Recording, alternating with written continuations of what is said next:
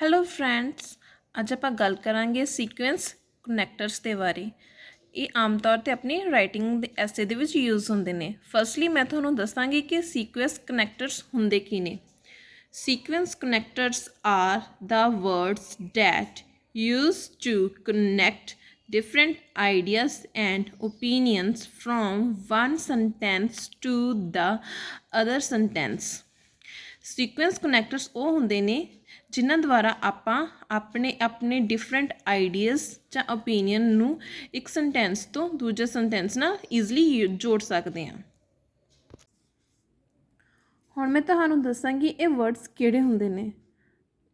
ਪਹਿਲਾਂ firstly, initially, in the first stage, one reason to begin with, secondly, another reason, another advantage, then, earlier, later, after this, at this point, following this, a further reason, in the final stage, the final reason, for a start, as soon as, meanwhile, first, second, third, fourth, next, after, at the last.